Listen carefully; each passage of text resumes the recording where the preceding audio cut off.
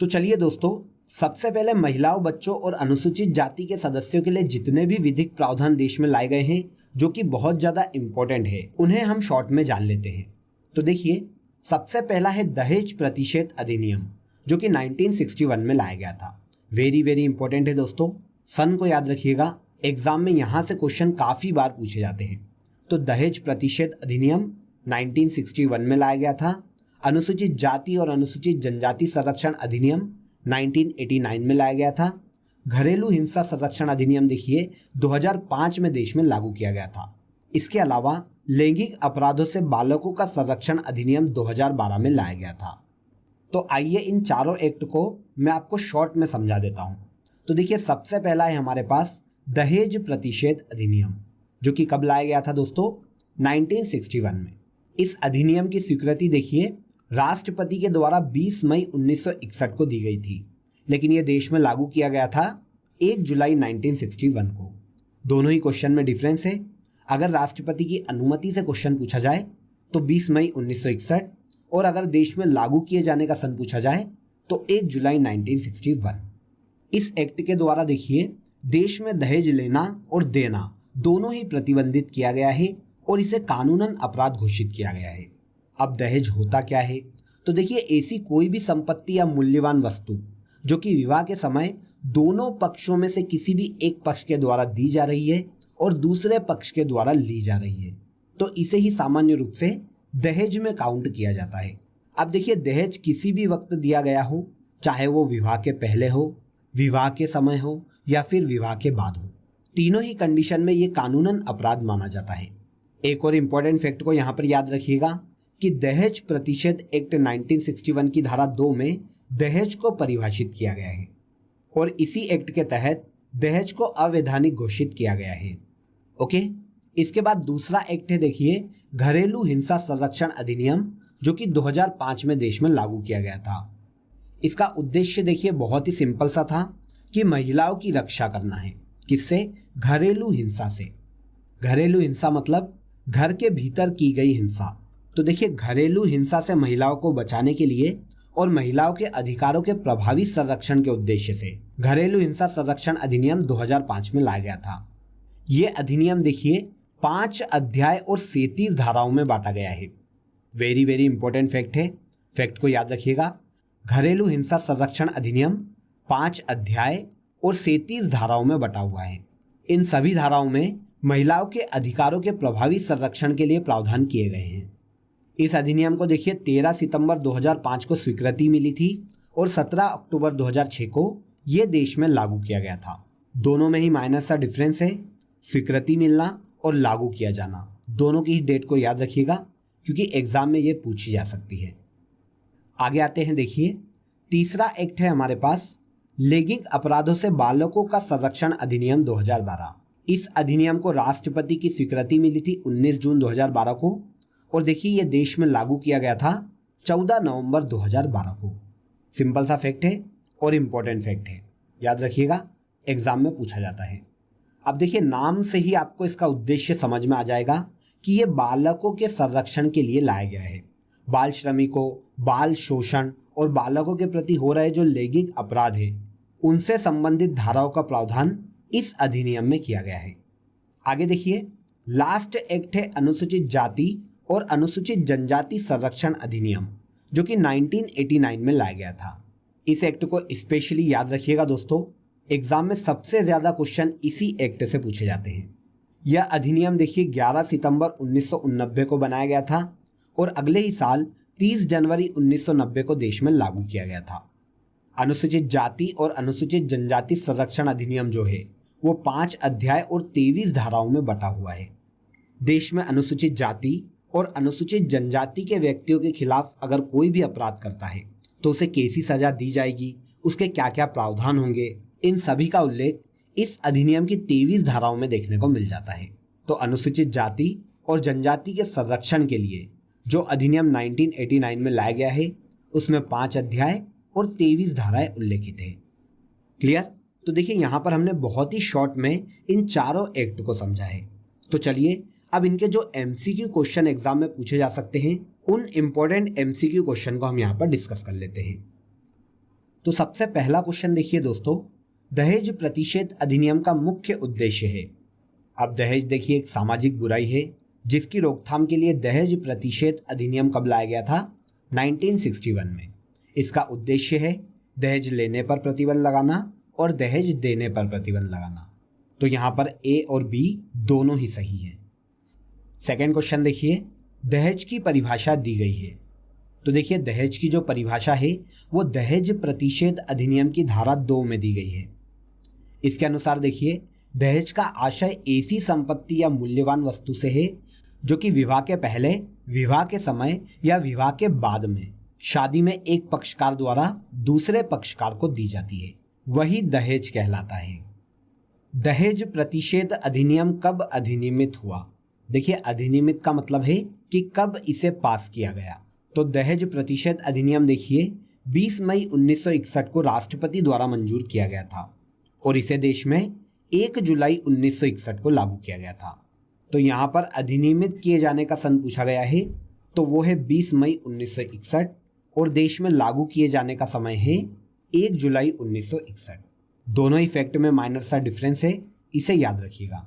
Okay, दहेज लेना एवं देना किस विधि के अंतर्गत अपराध है? वेरी सिंपल, दहेज प्रतिषेध अधिनियम 1961 के तहत दहेज लेना और देना दोनों ही अपराध की श्रेणी में रखा गया है। घरेलू हिंसा से महिलाओं का संरक्षण अधिनियम 2005 अधिनियम कब बना? तो देखिए घरेलू हिंसा से महिलाओं का संरक्षण अधिनियम जो है वो 13 दिसंबर 2005 को अधिनियमित किया गया था और इसे देश में लागू किया गया था 17 अक्टूबर 2006 को। तो यहाँ पर अधिनियमित किए जाने का वर्ष पूछा गया है, तो वो है 13 दिसंबर 2005। तो आंसर बी यहाँ पर सही हो जाएगा। बलात्कार संबंधित कानूनों को बदलने के लिए किस कमीशन को बनाया गया था?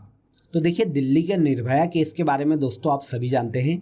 ये जो केस था 16 दिसंबर 2013 को दिल्ली में हुआ था, जो कि बलात्कार की एक बहुत ही वहशी घटना थी।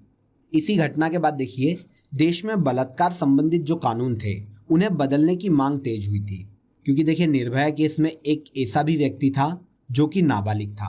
तो 18 साल के ऊपर के व्यक्ति को बालिग माना जाएगा और फिर उसे पनिश किया जाएगा। लेकिन देखिए अब इस प्रकार के अपराधों में 16 से 18 वर्ष के जो युवा हैं वो भी इन्वॉल्व होते हुए दिख रहे हैं। तो इसीलिए बलात्कार संबंधी जो पुराने कानून थे उन्हें बदलने के लिए जे.एस. वर्मा की अध्यक्षता में एक समिति का गठन किया गया था, जो कि इन सभी पुराने कानूनों को फिर से रिफ्रेश करने के लिए एक नई सिफारिश दे। तो ये कमीशन दोस्तों वर्मा कमीशन था। तो आंसर ए। ओके, आगे आ जाते हैं। अनुसूचित जाति जनजाति अधिनियम के प्रभावी क्रियान्वयन सुनिश्चित करने का सरकार का कर्तव्य किस धारा में उल्लेखित है? तो देखिए राज्य सरकार ऐसे नियमों के अधीन रहते हुए जो कि केंद्र सरकार के द्वारा बनाए गए हैं, उसके अधीन रहते हुए राज्य सरकार जो है वो धारा 21 के अधीन इस अधिनियम के प्रभावी क्रियान्वयन के लिए उपाय कर सकती है। तो आंसर हो गया धारा 21। अनुसूचित जाति जनजाति के संरक्षण के लिए सरकार के जो कर्तव्य हैं वो धारा 21 में उल्लेखित है। नेक्स्ट क्वेश्चन देखिए, किशोर न्याय अधिनियम 2015 कब बनाया गया? किशोर न्याय अधिनियम जो है वो 21 दिसंबर 2015 को अधिनियमित किया गया था और इसके बाद 15 जनवरी 2016 को देखिए इसे देश में लागू कर दिया गया था। तो यहाँ पर देखिए ऑप्शन में हमें लागू किए जाने का वर्ष दिया गया है। 15 जनवरी 2016 को किशोर न्याय अधिनियम 2015 को लागू किया गया था। भीख मांगना परिभाषित है, तो किशोर न्याय अधिनियम 2015 की धारा 28 में भीख मांगने को परिभाषित किया गया है। धारा को याद रखिएगा, ये एग्जाम में पूछी जाती है। वेरी वेरी इंपॉर्टेंट फैक्ट है। आगे देखिए, संप्रेषण गृह में कौन से किशोर को रखा जाता है? तो देखिए एक्ट वही है किशोर न्याय अधिनियम 2015। किशोर न्याय अधिनियम 2015 की ये धारा है 47। वेरी वेरी इंपॉर्टेंट है, धारा को याद रखिएगा। तो किशोर न्याय अधिनियम 2015 की धारा 47 के तहत देखिए संप्रेषण गृह में विधि का उल्लंघन करने वाले ऐसे युवाओं को अस्थायी तौर पर रखा जाता है जिनके विरुद्ध जांच लंबित हो। ओके, यह प्रावधान है धारा 47 में।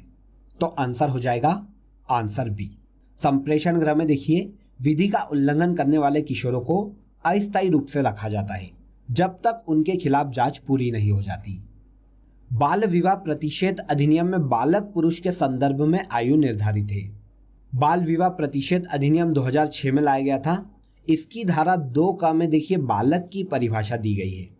धारा 2 क के तहत देखिए पुरुष 21 वर्ष की आयु पूरी न किया हो और महिला जो है वो 18 वर्ष की आयु पूरी न की हो तो वो बालक की श्रेणी में काउंट किए जाते हैं। यहाँ पर पुरुष का पूछा है तो वो है 21 वर्ष से कम आयु के। 21 वर्ष से कम आयु के जितने भी पुरुष हैं उन्हें बालक की श्रेणी में रखा जाता है। ओके, यहाँ तक आपको क्वेश्चन समझ में आ गए होंगे दोस्तों। अगले क्वेश्चन पर आ जाते हैं। बाल विवाह के अनुष्ठान को करने के लिए दुष्प्रेरित करने वाला दंडित होगा। तो बाल विवाह प्रतिषेध अधिनियम 2006 की धारा 11 में इसका उल्लेख किया गया है कि बाल विवाह के अनुष्ठान को करने के लिए दुष्प्रेरित करने वाला जो व्यक्ति है वो अधिकतम 2 वर्ष तक के कारावास और 1 लाख जुर्माने से दंडित किया जाएगा। तो आंसर ए। क्वेश्चन देखिए, अनुसूचित जाति और अनुसूचित जनजाति के विरुद्ध किए गए अपराधों के दंड की व्यवस्था अधिनियम की किस धारा में की गई है? तो सबसे पहले तो अधिनियम बताइए दोस्तों, कौन सा अधिनियम है? अनुसूचित जाति अनुसूचित जनजाति संरक्षण अधिनियम, जो कि 1989 में लाया गया था। यहाँ तक तो क्लियर है। अब देखिए इसकी धारा 3 के अनुसार अनुसूचित जाति और अनुसूचित जनजाति के व्यक्ति के खिलाफ कोई भी अपराध किया जाता है, जैसे उत्पीड़न करना, उनसे घृणा करना या फिर उनके खिलाफ कोई भी जाति सूचक शब्द का उपयोग करना या कैसा भी अन्य गलत व्यवहार करना, ऐसे घृणित कार्यों के लिए कम से कम 6 माह की सजा और जुर्माने का प्रावधान किया गया है। तो आंसर बी। ये जो अपराधों के लिए दंड है ये धारा 3 में दिए गए हैं। इसके बाद देखिए दोस्तों, इसी एक्ट से एक और इम्पोर्टेंट क्वेश्चन पूछा गया है कि अनुसूचित जाति अनुसूचित जनजाति अधिनियम की किस धारा के अंतर्गत राज्य सरकार विशेष न्यायालय के लिए लोक अभियोजक की नियुक्ति कर सकती है? तो ये धारा है धारा 15। अनुसूचित जाति जनजाति अधिनियम की धारा 15 के अंतर्गत राज्य सरकार देखिए इनके अधिकारों की सुरक्षा के उद्देश्य से विशेष न्यायालय में लोक अभियोजक की नियुक्ति कर सकती है। अब इसके लिए योग्यता क्या होनी चाहिए? तो देखिए किसी भी व्यक्ति को अगर लोक अभियोजक इस रूप में नियुक्त करना है तो उसे कम से कम 7 वर्ष तक वकालत का अनुभव होना चाहिए। मतलब वह 7 वर्ष तक वकील रहा हो न्यूनतम, तो कोई भी राज्य सरकार विशेष न्यायालय में उसे लोक अभियोजक नियुक्त कर सकती है। किस धारा के अंतर्गत दोस्तों? तो धारा 15 के अंतर्गत।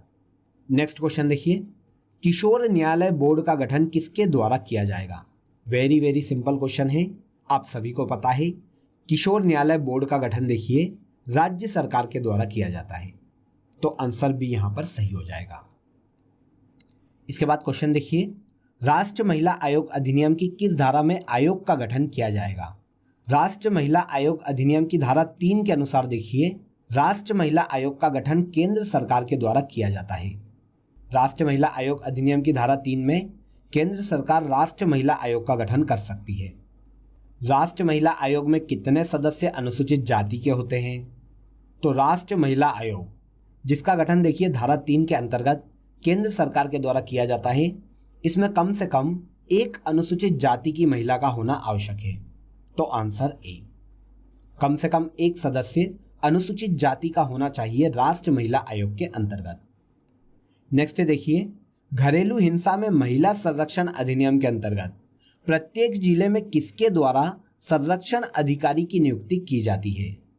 तो महिला संरक्षण अधिनियम की धारा 8 के अनुसार। सबसे पहले तो इसे याद रखिए, बहुत ही इंपॉर्टेंट है दोस्तों, एग्जाम में ये क्वेश्चन काफी बार पूछा गया है।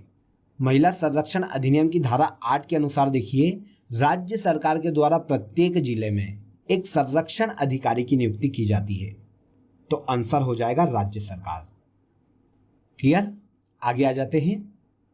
अगला क्वेश्चन है, घरेलू हिंसा में महिला संरक्षण अधिनियम में वर्णित कुल धाराएं कितनी हैं? वेरी इंपॉर्टेंट क्वेश्चन है, इस क्वेश्चन को आप नोट कर लीजिएगा दोस्तों। शुरुआत में ही इस क्वेश्चन का आंसर मैंने आपको बता दिया था। देखिए घरेलू हिंसा संबंधित जो महिला संरक्षण अधिनियम है उसमें टोटल 5 अध्याय हैं। शुरुआत में मैंने आपको बताया था, तो दोस्तों इसकी धाराएं भी मैंने आपको बताई होगी। तो इस क्वेश्चन का आंसर मैं आपको नहीं बता रहा हूँ, आप मुझे कमेंट बॉक्स में बताइएगा कि महिला संरक्षण अधिनियम में टोटल कितनी धाराएं हैं, तो वहाँ से आपको इसका आंसर पता चल जाएगा। और अगर आपको नहीं पता है तो इस वीडियो को एक बार फिर से रिवाइंड करके शुरू से देख लीजिए, तो भी आपको इसका आंसर पता चल जाएगा। तो इसका आंसर आप मुझे कमेंट बॉक्स में कमेंट करके जरूर बताइएगा। आगे बढ़ते हैं। राज्य सरकार की सामूहिक जुर्माना अधिरोपित करने की शक्ति अनुसूचित जाति जनजाति अधिनियम की किस धारा में उल्लेखित है? तो देखिए, क्वेश्चन आपने ध्यान से सुन लिया होगा। राज्य सरकार की सामूहिक जुर्माना अधिरोपित करने की जो शक्ति है, जो कि अनुसूचित जाति जनजाति अधिनियम के तहत दी गई है, ये धारा 16 में उल्लेखित है। तो आंसर डी। ऐसे क्वेश्चन सॉल्व करने के लिए देखिए, आपको इन सभी अधिनियम की धाराओं को याद करना पड़ेगा। यही एक तरीका है ऐसे क्वेश्चन से डील करने का। नेक्स्ट क्वेश्चन देखिए, घरेलू हिंसा से महिलाओं का संरक्षण अधिनियम 2005 की धारा 31(1) का अपराध होगा। तो महिलाओं का संरक्षण अधिनियम 2005 की धारा जो 31(1) का अपराध है, वो संज्ञेय और गैर जमानती है। मतलब देखिए, इस धारा के तहत अगर घरेलू हिंसा का कोई भी अपराध होता है तो बिना किसी सबूत के न्यायालय ये मान लेगा कि अपराध हुआ है, और ऐसी कंडीशन में अपराधी को जमानत भी नहीं दी जाएगी। इसे ही कहा जाता है संज्ञेय और गैर जमानती अपराध। तो यहाँ पर आंसर हो जाएगा आंसर डी। अगले क्वेश्चन पर आ जाइए। घरेलू हिंसा अधिनियम की निम्नलिखित धाराओं में से किसमें घरेलू हिंसा पद को परिभाषित किया गया है? तो घरेलू हिंसा से महिलाओं का संरक्षण अधिनियम जो है, उसकी धारा 3 में घरेलू हिंसा को परिभाषित किया गया है। तो आंसर बी। अब देखिए, घरेलू हिंसा होता क्या है और इसकी परिभाषा क्या है। तो किसी भी व्यक्ति के द्वारा देखिए मानसिक शोषण किया जाना, शारीरिक शोषण किया जाना या फिर भावनात्मक शोषण किया जाना, इसे हिंसा की श्रेणी में रखा गया है। और किस धारा के तहत? तो धारा 3 के तहत। घरेलू हिंसा अधिनियम की धारा 3 में ये सभी अपराध माने जाते हैं। अगले क्वेश्चन पर आ जाते हैं। लैंगिक अपराधों से बालकों का संरक्षण अधिनियम 2012 को राष्ट्रपति ने कब अनुमति प्रदान की थी? तो शुरुआत में ही इस क्वेश्चन पर हमने डिस्कस किया था। 29 जून 2012 को लैंगिक अपराधों से बालकों का संरक्षण अधिनियम को राष्ट्रपति ने मंजूरी प्रदान की थी। अनुसूचित जाति और अनुसूचित जनजाति अधिनियम की किस धारा में विशेष न्यायालय का उपबंध किया गया है? तो देखिए फ्रेंड्स, विशेष न्यायालय में लोक अभियोजक की नियुक्ति अभी हमने इस पर डिस्कस किया था। कौन सी धारा थी? वो धारा थी धारा 15। धारा 15 के तहत विशेष न्यायालय में राज्य सरकार लोक अभियोजक की नियुक्ति कर सकती है। अब यहाँ पर क्वेश्चन पूछा गया है कि विशेष न्यायालय का उपबंध इस अधिनियम की किस धारा में किया गया है? तो यह धारा है दोस्तों धारा 14। अनुसूचित जाति जनजाति अधिनियम की धारा 14 में विशेष न्यायालय का उपबंध किया गया है। धारा 14 के तहत देखिए दोस्तों, राज्य सरकार किसी भी मामले में शीघ्र विचारण के उद्देश्य से, मतलब उसे जल्दी निपटाने के लिए, हाईकोर्ट के मुख्य न्यायाधीश की सहमति लेकर एक या एक से अधिक जिलों में विशेष न्यायालय की स्थापना कर सकती है। तो विशेष न्यायालय का जो उपबंध है वो अनुसूचित जाति जनजाति अधिनियम के धारा 14 में उल्लेखित है। बहुत ही इंपॉर्टेंट क्वेश्चन है, आप इसे नोट कर लीजिएगा, क्योंकि स्टेट वाइज एग्जाम में ये क्वेश्चन काफी बार पूछा गया है। तो चलिए दोस्तों, सबसे पहले हम पर्यावरण संरक्षण अधिनियम और वन्य जीव संरक्षण अधिनियम के बेसिक फैक्ट जान लेते हैं। तो देखिए, पर्यावरण संरक्षण अधिनियम जो कि भारत में पर्यावरण के संरक्षण और उसके विकास और उद्धार के लिए है, ये 1986 में लागू किया गया था। वेरी वेरी इंपॉर्टेंट फैक्ट है, इस फैक्ट को याद रखिएगा। कोई भी अधिनियम किस सन में लागू किया गया, ये फैक्ट बहुत ज़्यादा इंपॉर्टेंट हो जाता है दोस्तों, और एग्जाम में इनके पूछे जाने की संभावना सबसे ज़्यादा रहती है। तो पर्यावरण संरक्षण अधिनियम 1986 में लागू किया गया था और वन्य जीव संरक्षण अधिनियम 1972 में लागू किया गया था। तो सबसे पहले तो हमें इनका सन पता चल गया। अब हम सबसे पहले बात करते हैं पर्यावरण संरक्षण अधिनियम की। तो देखिए, जैसा कि आप सभी जानते हैं कि कोई भी अधिनियम संसद में लाया जाता है और संसद में पास होने के बाद ही उसे कानून का दर्जा दिया जाता है। तो देखिए, पर्यावरण संरक्षण अधिनियम 23 मई 1986 को संसद के दोनों सदनों से पास हुआ था और इसके बाद 19 नवंबर 1986 को ये देश में लागू किया गया था। 19 नवंबर 1986 को राष्ट्रपति के सिग्नेचर मिलने के बाद इसे देश में लागू किया गया था। देखिए, ये जो अधिनियम है ये टोटली 4 अध्याय और 26 धाराओं में विभाजित है। पर्यावरण संरक्षण अधिनियम के 4 अध्याय जो हैं वो 26 धाराओं में विभाजित है और इन्हीं धाराओं में पर्यावरण संरक्षण से संबंधित सभी प्रावधान देखने को आपको मिल जाएंगे। आगे देखिए, हम बात कर लेते हैं कि किस अध्याय में कितनी धाराएं हैं। तो देखिए, जो सबसे पहला अध्याय है इस अधिनियम का, उसमें मुख्य रूप से 2 धाराएं हैं, धारा 1 और धारा 2। इस अधिनियम की धारा 1 में यह प्रावधान किया गया है कि इसका विस्तार संपूर्ण भारत में किया गया है। मतलब ये जो अधिनियम है ये पूरे भारत में लागू है। क्लियर। इसके बाद देखिए, दूसरा जो अध्याय है उसमें 4 धाराएं शामिल है। धारा 3 से लेकर धारा 7 तक की जो धाराएं हैं वो दूसरे अध्याय में उल्लेखित है। इसके बाद तीसरे अध्याय में 10 धाराओं का उल्लेख है। धारा 8 से लेकर धारा 17 तक ये 10 धाराएं अध्याय 3 में उल्लेखित है। और पर्यावरण संरक्षण अधिनियम के अध्याय 4 में 9 धाराओं का उल्लेख है। धारा 18 से लेकर धारा 26 तक अध्याय 4 में शामिल की जाती है। तो इस प्रकार देखिए, 4 अध्याय और 26 धाराएं पर्यावरण संरक्षण अधिनियम में देखने को मिलती है, जिसे 1986 में देश में लागू किया गया था। इसके बाद देखिए, एक और महत्वपूर्ण अधिनियम है दोस्तों, वन्य जीव संरक्षण अधिनियम, जो कि 1972 में देश में लागू किया गया था।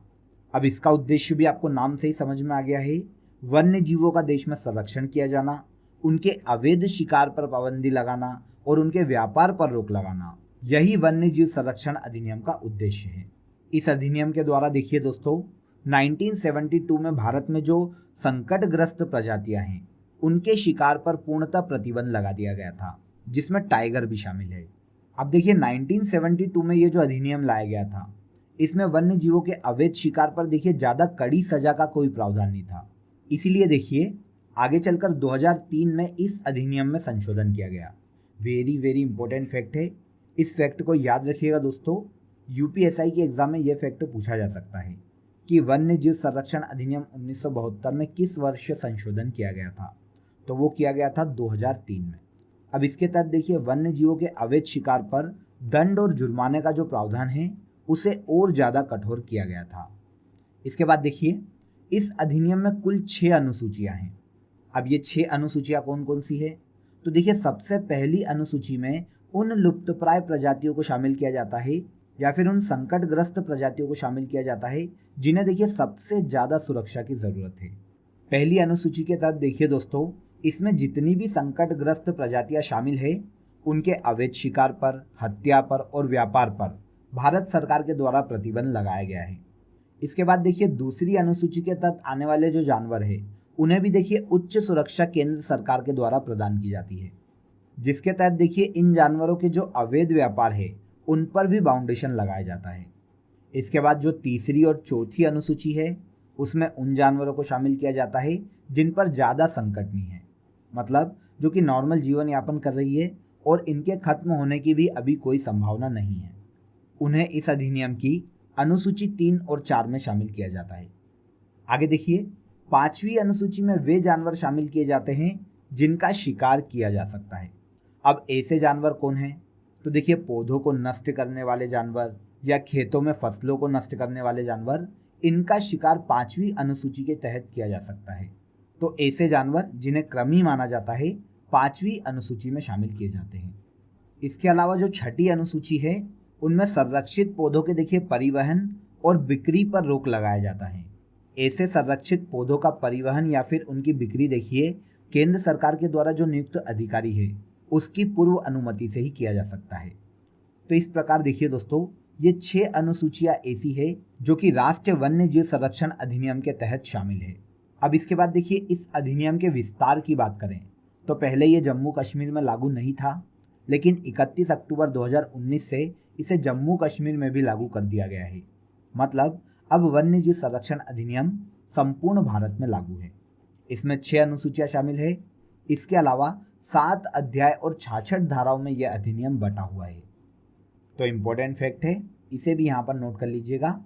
भारतीय वन्य जीव संरक्षण अधिनियम में 7 अध्याय, 66 धाराएं और 6 अनुसूचियां शामिल है। क्लियर? तो देखिए, यहाँ पर हमने दोनों अधिनियम के जो कैजुअल फैक्ट हैं उन पर डिस्कस किया है। अब इन अधिनियम के अंतर्गत जो इंटरनली धाराएं हैं उन्हें हम एमसीक्यू क्वेश्चन के साथ डिस्कस करेंगे। तो चलिए अब हम क्वेश्चन पर चलते हैं। सबसे पहला क्वेश्चन देखिए दोस्तों, पर्यावरण को पर्यावरण संरक्षण अधिनियम की किस धारा में परिभाषित किया गया है? तो देखिए, पर्यावरण जो शब्द है इसे पर्यावरण संरक्षण अधिनियम 1986 की धारा 2A में परिभाषित किया गया है। इसके अनुसार देखिए, पर्यावरण के अंतर्गत जलवायु, भूमि, मानव, प्राणी या जीव जंतु इन सभी को शामिल किया जाता है। मतलब धरातल पर स्थित पेड़ पौधे और जीव जंतु जितने भी हैं वे सभी एटमॉस्फेयर के अंग हैं। तो यहाँ पर आंसर ए हमारा सही आंसर हो जाएगा। सेकंड क्वेश्चन देखिए, भारतीय संविधान के किस भाग में पर्यावरण से संबंधित उपबंध किए गए हैं? तो देखिए, भारतीय संविधान के भाग ए में संघ और उसके राज्य क्षेत्र का उल्लेख है, भाग 2 में नागरिकता का उल्लेख है और भाग 3 में मौलिक अधिकारों का उल्लेख किया गया है। इसके अलावा संविधान के भाग 4 में नीति निर्देशक तत्वों का उल्लेख किया गया है। इसी के तहत देखिए, संविधान का आर्टिकल 48 का उल्लेखित करता है कि राज्य का ये कर्तव्य है कि वो पर्यावरण के संरक्षण, उसमें सुधार और देश में वन्य जीवों के संरक्षण के लिए प्रयास करेगा। तो इस तरह देखिए, भारतीय संविधान के भाग 4 में पर्यावरण से संबंधित प्रावधान किए गए हैं। तो इस तरह देखिए फ्रेंड्स, भारतीय संविधान के भाग 4 में पर्यावरण से संबंधित उपबंध किए गए हैं। विश्व ओजोन परत दिवस कब मनाया जाता है? वेरी वेरी इंपॉर्टेंट फैक्ट है। ये क्वेश्चन काफ़ी एग्जाम में पूछा जाता है और बहुत ही महत्वपूर्ण क्वेश्चन है। आप सभी इसका आंसर जानते होंगे। विश्व ओजोन परत दिवस जो है वो हर साल 16 सितंबर को मनाया जाता है। तो आंसर सी हो जाएगा। अगला क्वेश्चन देखिए, पर्यावरण प्रदूषण का मुख्य कारण क्या है? तो यहाँ पर सबसे पहले हम ऑप्शन पर चलते हैं। तो देखिए, असंगत औद्योगिक विकास ये पर्यावरण प्रदूषण का एक महत्वपूर्ण कारण है। इसके बाद सेकंड देखिए, अनियंत्रित जनसंख्या वृद्धि, ये भी पर्यावरण प्रदूषण का एक महत्वपूर्ण कारण है। इसके अलावा आधुनिक औद्योगिकीकरण, जैसे कि खेतों में कीटनाशकों का छिड़काव, ये सभी कारक ऐसे हैं जो कि पर्यावरण को प्रदूषित करते हैं। तो आंसर यहाँ पर हमारा हो जाएगा उपरोक्त सभी। नेक्स्ट क्वेश्चन देखिए, पर्यावरण प्रदूषण परिभाषित है। तो देखिए, पर्यावरण संरक्षण अधिनियम 1986 की धारा 2ख में पर्यावरण प्रदूषण को परिभाषित किया गया है। तो आंसर बी। इस क्वेश्चन को आप नोट कर लीजिएगा क्योंकि धाराएं एग्जाम में बहुत ज़्यादा पूछी जाती है। भारतीय संविधान के किस अनुच्छेद में प्राकृतिक पर्यावरण की रक्षा करने को मूल कर्तव्य के रूप में उल्लेखित किया गया है? तो देखिए, इस क्वेश्चन के आंसर तक आप यहाँ से भी पहुँच सकते हैं। मूल कर्तव्य के बारे में आप सभी जानते हैं। मूल कर्तव्य को भारतीय संविधान के आर्टिकल 51 क में शामिल किया गया है। आर्टिकल 51 क में स्वर्ण सिंह समिति की सिफारिश पर 10 मूल कर्तव्य को शामिल किया गया था। हालांकि वर्तमान में 11 मौलिक कर्तव्य संविधान में शामिल है। तो ये जो मौलिक कर्तव्य है ये आर्टिकल 51 क में उल्लेखित है। इसी आर्टिकल के तहत देखिए, नागरिकों का ये कर्तव्य है कि वो अपने आसपास के पर्यावरण की रक्षा करेंगे और उन्हें बिल्कुल भी प्रदूषित नहीं करेंगे। ओके, तो इस क्वेश्चन का आंसर हो जाएगा दोस्तों आंसर डी। आर्टिकल 51 क में प्राकृतिक पर्यावरण की रक्षा करने को मूल कर्तव्य के रूप में शामिल किया गया है। अगले क्वेश्चन पर आ जाते हैं। अगला क्वेश्चन देखिए फ्रेंड्स, पर्यावरण के संरक्षण और सुधार के लिए उपाय करने की शक्ति किसमें निहित है? तो देखिए, सबसे पहले आप इसके लिए पर्यावरण संरक्षण अधिनियम की धारा को याद रखिए। यहाँ पर धारा है धारा 3। पर्यावरण संरक्षण अधिनियम 1986 की धारा जो 3 है उसके अनुसार देखिए, पर्यावरण के संरक्षण और सुधार करने के लिए और पर्यावरण प्रदूषण को रोकने के लिए आवश्यक जो उपाय हैं वो केंद्र सरकार के द्वारा किए जाने चाहिए। तो पर्यावरण संरक्षण और सुधार के लिए उपाय करने की शक्ति केंद्र सरकार के पास है। इसके बाद देखिए, भारतीय संविधान के अंतर्गत पर्यावरण से संबंधित कौन सा अनुच्छेद है? वेरी वेरी इंपॉर्टेंट फैक्ट है दोस्तों, बहुत ही इंपॉर्टेंट क्वेश्चन है, याद रखिएगा क्योंकि कॉन्स्टिट्यूशन से जितने भी क्वेश्चन यहाँ पर पूछे गए हैं वो बहुत ज़्यादा महत्वपूर्ण है। तो देखिए, इससे रिलेटेड क्वेश्चन को हम पहले भी डिस्कस कर चुके हैं। भारत के संविधान में आर्टिकल 48 जो है वो पर्यावरण से संबंधित प्रावधान करता है। इसके तहत देखिए दोस्तों, राज्य जब भी कोई नियम बनाएगा तो पर्यावरण के संरक्षण और उनके सुधार से संबंधित उपाय करेगा।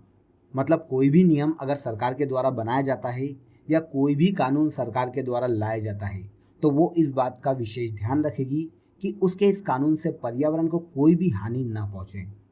तो यहाँ आंसर हो जाएगा आंसर डी। पर्यावरण संरक्षण अधिनियम 1986 में कुल कितनी धाराएं और कितने अध्याय हैं? वेरी सिंपल, पर्यावरण संरक्षण अधिनियम 1986 में टोटल 4 अध्याय हैं जो कि 26 धाराओं में विभाजित हैं। क्लियर? आगे बढ़ते हैं। पर्यावरण प्रदूषण किस रूप में हो सकता है? तो देखिए पर्यावरण प्रदूषण के बारे में आप सभी जानते हैं कि ये तीनों ही रूप में फैल सकता है। ठोस में भी इसका प्रभाव देखने को मिल जाएगा, द्रव्य और गैस में भी देखने को मिल जाएगा। तो यहाँ पर आंसर हो जाएगा उपयुक्त सभी। पर्यावरण प्रदूषण ठोस, द्रव्य और गैस तीनों फॉर्म में हो सकता है। नेक्स्ट क्वेश्चन देखिए, पर्यावरण संरक्षण अधिनियम 1986 कब बनाया गया?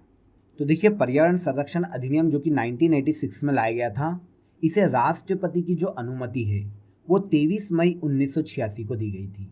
तो यहाँ पर बनने का समय पूछा गया है, मतलब अनुमति दिए जाने का समय पूछा गया है। तो आंसर हो जाएगा 23 मई 1986। पर्यावरण संरक्षण अधिनियम 1986 23 मई 1986 को बनाया गया था। आगे देखिए, पर्यावरण संरक्षण अधिनियम 1986 में केंद्र सरकार की सर्वाधिक शक्तियों का उल्लेख किन धाराओं में किया गया है? देखिए यहाँ पर केंद्र सरकार की शक्तियों का उल्लेख पूछा गया है कि पर्यावरण संरक्षण अधिनियम 1986 की किन धाराओं के मध्य में इनको शक्तियां दी गई है। किसको? केंद्र सरकार को। तो देखिए यहाँ पर अध्याय है दोस्तों, अध्याय 2, और धारा है धारा 3 से 6। पर्यावरण संरक्षण अधिनियम 1986 के अध्याय 2 में धारा 3 से लेकर 6 तक केंद्र सरकार की साधारण शक्तियों का प्रावधान किया गया है। तो आंसर ए। इस अधिनियम की धारा 3 से लेकर 6 तक देखिए केंद्र सरकार को शक्तियां दी गई है। इसके बाद नेक्स्ट क्वेश्चन देखिए फ्रेंड्स, वन्य जीव संरक्षण अधिनियम की किस धारा में प्राणी शब्द को परिभाषित किया गया है? तो देखिए वन्य जीव संरक्षण अधिनियम की धारा 2(1) में प्राणी शब्द की परिभाषा दी गई है।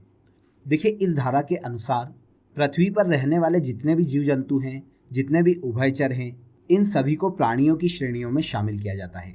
अब देखिए इसमें इनके बच्चे और अंडों को भी शामिल किया जाता है। तो वन्य जीव संरक्षण अधिनियम की धारा 2(1) में प्राणी शब्द को परिभाषित किया गया है। इंपॉर्टेंट क्वेश्चन है, इस क्वेश्चन को नोट कर लीजिएगा क्योंकि ये यूपीएसआई की प्रीवियस एग्जाम में पूछा गया है दोस्तों। इसके बाद देखिए, किस वर्ष वन्य जीव संरक्षण अधिनियम में संशोधन किया गया था? तो देखिए शुरुआत की डिटेल में ही हमने इस पर डिस्कस किया था। आप सभी को याद है कि वन्य जीव संरक्षण अधिनियम जो कि 1972 में लाया गया था, इसमें आगे चलकर 2003 में संशोधन किया गया था। तो आंसर हो जाएगा आंसर बी। 2003 में वन्य जीव संरक्षण अधिनियम 1972 को संशोधित किया गया था। ओके, क्लियर है यहाँ तक? अगले क्वेश्चन पर चलते हैं।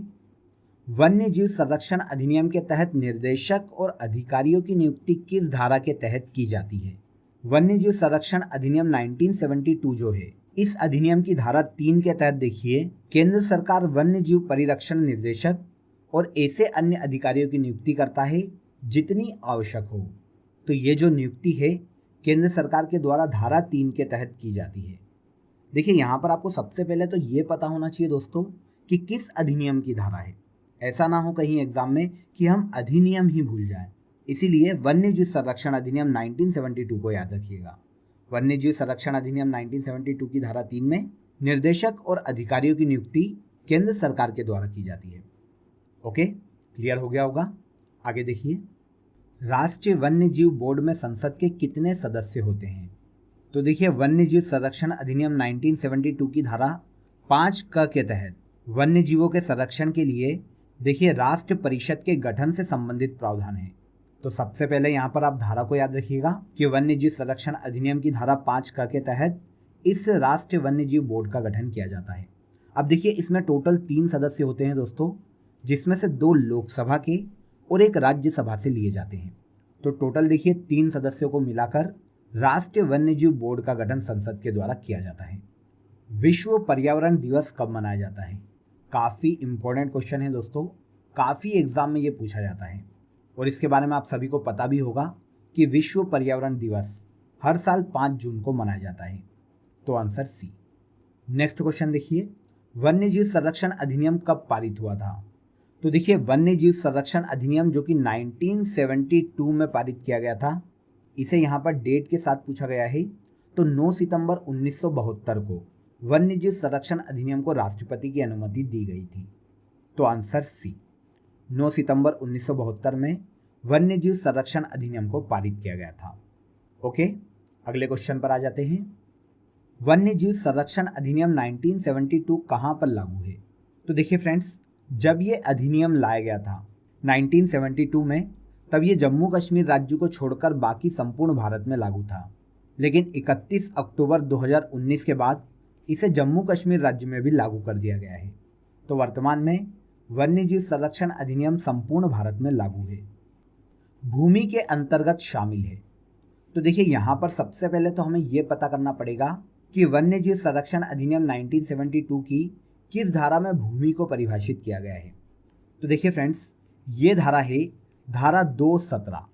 मतलब वन्यजीव संरक्षण अधिनियम 1972 की धारा 2 की उपधारा 17 में भूमि को परिभाषित किया गया है। इसके तहत देखिए भूमि की परिभाषा में चट्टानों को, नहरों को और संकरी खाड़ियों को, तीनों को ही शामिल किया जाता है। तो आंसर हो जाएगा यहाँ पर उपरोक्त सभी। वन्यजीव संरक्षण अधिनियम की धारा 2 की उपधारा 17 में भूमि को परिभाषित किया गया है और इसके अंतर्गत चट्टानों, नदियों, झीलों, नहरों और सकरी खाड़ियों को शामिल किया जाता है। अगले क्वेश्चन पर आ जाइए फ्रेंड्स। वन्यजीव संरक्षण अधिनियम की किस धारा में वन्य जीव को परिभाषित किया गया है? वन्यजीव संरक्षण अधिनियम की धारा 2 जो है दोस्तों, उसकी उपधारा 37 में वन्य जीवों को परिभाषित किया गया है। तो आंसर डी, वन्यजीव संरक्षण अधिनियम की धारा 2 की उपधारा 37 में वन्य जीव परिभाषित है। अगला क्वेश्चन है, वन्यजीव परिरक्षण निर्देशक की नियुक्ति कौन करता है? तो देखिए इससे मिलता जुलता क्वेश्चन हम पहले भी कर चुके हैं। देखिए इससे मिलता जुलता क्वेश्चन हम पहले भी डिस्कस कर चुके हैं कि वन्यजीव संरक्षण अधिनियम की धारा 3 के तहत अधिकारियों और कर्मचारियों की नियुक्ति की जाती है। अब देखिए ये धारा 3 के तहत जो नियुक्ति है, जिसमें वन्यजीव परिरक्षण निर्देशक भी शामिल है, केंद्र सरकार के द्वारा की जाती है। तो आंसर बी, केंद्र सरकार वन्यजीव संरक्षण अधिनियम की धारा 3 के तहत वन्यजीव परिरक्षण निर्देशक की नियुक्ति का कार्य करती है। पर्यावरण संरक्षण से संबंधित स्टॉकहोम सम्मेलन का आयोजन किस वर्ष किया गया? तो देखिए इस सम्मेलन को आप स्पेशली याद रखिएगा, एग्जाम में ज्योग्राफी के पॉइंट ऑफ व्यू से पूछा जाता है। देखिए सबसे पहले तो ये जान लीजिए कि स्टॉकहोम सम्मेलन पर्यावरण संरक्षण से संबंधित सम्मेलन था, जो कि यूरोप के स्टॉकहोम में आयोजित किया गया था और ये आयोजित किया गया था 1972 में। ओके, देखिए सम्मेलन से संबंधित जितने भी क्वेश्चन हैं दोस्तों, ये एग्जाम में पूछे जाने की सबसे ज़्यादा संभावनाएं रहती है। तो ऐसे क्वेश्चन को तो आपको स्पेशली याद करना पड़ेगा। स्टॉकहोम सम्मेलन 1972 में आयोजित किया गया था, जो कि पर्यावरण संरक्षण से संबंधित है। आगे आ जाइए, वन्य जीवों के लिए राष्ट्रीय वन्य जीव बोर्ड का गठन किस धारा के अंतर्गत किया जाता है? देखिए वन्य जीवों की बात हो रही है तो ये पर्यावरण संरक्षण अधिनियम की बात हो रही है और इस अधिनियम की देखिए धारा 5 क के तहत राष्ट्रीय वन्यजीव बोर्ड का जो गठन है वो केंद्र सरकार के द्वारा किया जाता है। मतलब सेंट्रल गवर्नमेंट वन्यजीव संरक्षण अधिनियम की धारा 5 क के तहत वन्यजीव बोर्ड का गठन करती है ताकि वन्यजीवों के संरक्षण पर यह संस्था कार्य कर सके। तो देखिए मानवाधिकार संरक्षण अधिनियम और जनहित याचिका में हम सबसे पहले डिस्कस कर लेते हैं मानवाधिकार संरक्षण अधिनियम को। देखिए आपको यहाँ पर नाम से ही क्लियर हो गया होगा कि मानवों के अधिकारों के संरक्षण के लिए इस अधिनियम को लाया गया है और ये अधिनियम लाया गया है 1993 में। वेरी इंपॉर्टेंट है, याद रखिएगा। मानवाधिकार संरक्षण अधिनियम 1993 देखिए मानव अधिकारों के संरक्षण के लिए राष्ट्रीय मानवाधिकार आयोग, राज्य मानवाधिकार आयोग और मानवाधिकार न्यायालय के गठन की व्यवस्था करता है। मानवाधिकार संरक्षण अधिनियम की धारा 3 के तहत राष्ट्रीय मानवाधिकार आयोग का गठन किया जाता है। धारा 21 के तहत राज्य मानवाधिकार आयोग का गठन किया जाता है और इसके अलावा धारा 30 के तहत देखिए मानवाधिकार न्यायालय के गठन की व्यवस्था की गई है। इसके बाद देखिए इस अधिनियम के अगर हम विस्तार की बात करें तो ये पूरे भारत में विस्तारित है। देखिए 28 सितंबर 1993 में जब ये लागू किया गया था तो ये जम्मू कश्मीर राज्य को छोड़कर बाकी के भारत में लागू था। लेकिन देखिए 2019 में जम्मू कश्मीर से धारा 370 को खत्म कर दिया गया और इसे भारत का एक केंद्र शासित प्रदेश घोषित कर दिया गया। तो 2019 के बाद देखिए मानवाधिकार संरक्षण अधिनियम पूरे भारत में लागू है और ये जो अधिनियम है 8 अध्याय और 43 धाराओं में बटा हुआ है।